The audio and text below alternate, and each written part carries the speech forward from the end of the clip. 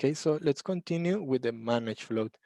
In the managed float, it is somehow similar to the SoftPeg. It is very similar, but I will tell you the difference. And the difference is the keyword that I told you before.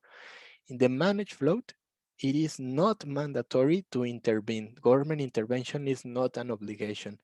Do you remember in the SoftPeg is that if the price touched the line, the government was forced to intervene. It was an obligation. So that's why they don't have policy independence. But in the managed float, it's not like that. In the managed float, is an option. If they think it is worth intervening, then the government will do something. But if they think that it's better to keep their policies on whatever they are doing, they can stay.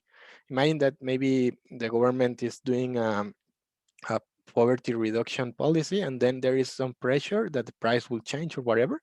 They have the option to decide in that moment if they want to intervene or not. So that's the difference. Take note of that. In managed float is not mandatory, it's optional. In SoftPeg, it is mandatory. So now let's analyze the system with the concepts that we have. And the example for this is Mexico because we have this system since 94. We used to have a hard peg and a soft peg, and then we moved to a managed float. So stability. Let's think about stability. I think it's similar to the soft peg because we also have the bands. A slight difference from managed flow to soft peg is that in the managed flow, the government doesn't make it public, those limits. These are internal. They don't tell anyone where are the limits. But you know that if something bad happens, then the government is going to do something. Like in the case of Mexico, when there is a lot of pressure that the dollar will go really high, then the government is going to do something, and they have done it. Maybe you have heard about subasta de dólares, which is literally that the government go and sell goes and sell dollars in the market. So there are enough dollars when the people are demanding more dollars, then they go and put more dollars in the market to reduce that pressure to increase the price of the dollar. Then we have policy independence. Policy independence, in this case, I think that it's more or less, that's why we have one half.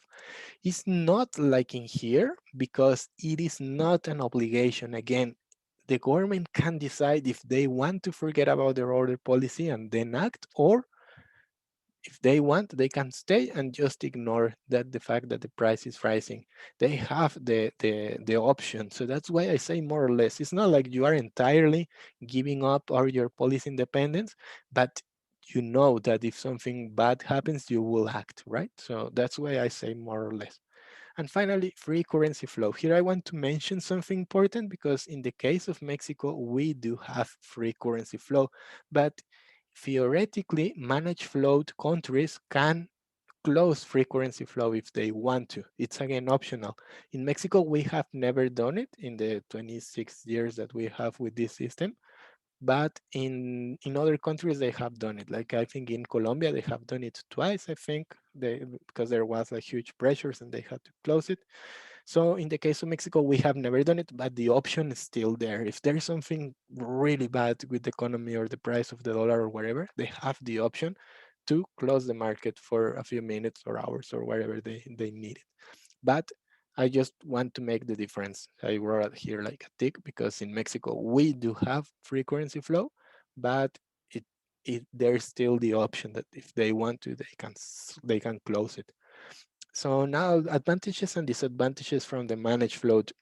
The advantages is that this system kind of gives you a similar stability to the soft peg. It's somehow similar, but it gives you the option if you decide not to do a lot of things, if you decide not to close the free currency flow, then you can play with that. So it's kind of it gives you more freedom. Also in the long term, if you maintain this, the market see these signs as good signs because it's something similar to what has happened to Mexico in the previous 20 years. For instance, Mexico has used this system successfully, and the world sees Mexico as a good example of a managed float because the government doesn't intervene that much. We have free currency flow. The stability is more or less okay. So in terms of the exchange rate system, we have been doing quite well. It's not like before, because before before this managed float in the 60s, 70s, 80s, early 90s, we have done terrible things with the hardpack and softpack, but with this we have done good things. So an advantage is that you have more flexibility because you can decide yes or not, and then you have somehow some stability. And if you prove that you are responsible in this, it will pay well. Some other countries have tried this, but sometimes it's impossible for them. As I told you in 97, when where there was this huge financial crisis in Southern Asia, a lot of countries had this, but from one day to the other, all the money left because they had this frequency flow, and then the government didn't intervene, and then so they lost all their capital in from one week to the other. So in that case, it wasn't a good idea to have managed float because the it was very possible that countries could leave the country, that other countries and investors could leave the country with their money. So it may be for them because the money could leave the country. Maybe a soft pay could sound better to have more control. So that's kind of the disadvantage, that you don't control a lot of things. So advantages and disadvantages. And in the case of Mexico, I want to tell you two quick stories, real stories about government intervention. Maybe you know that, or you have heard in the news that sometimes the Bank of Mexico intervenes and sell dollars in the market. And the most critical case happened 2008, I think, with Comercial Mexicana, because what they were doing from 2005, 2006, 2007 was that they were actually kind of like betting somehow, like in a casino, but betting with a financial strategy. They had different derivatives investments and things like that, where if the price of the dollar didn't increase higher than 13 pesos, they will receive a fee, like the somebody will pay them. But if the price of the dollar increased more than 13, they will have to pay a lot of dollars, so many dollars. So what happened in 2008 with the financial crisis was that the price of the dollar increased because of uncertainty and things like that. So they had to pay, and they had to pay so many dollars that on that day, the price of the dollar increased for about 3 or 4 pesos. So the Bank of Mexico was super scared about this. They had to intervene. They didn't close the market, but they had to put a lot of dollars in the market to kind of counterattack that increase in the dollar.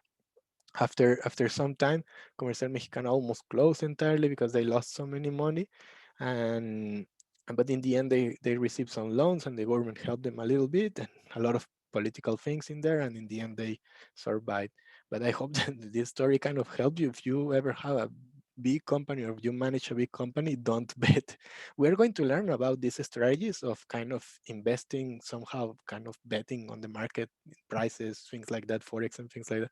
You can do whatever you want, but if you if you manage a huge company where people rely on you because they work for you, don't do that. It's very risky from a corporate perspective. You can do it on yourself, or if you're a hedge fund, you can do it. You're going to learn about that in the course.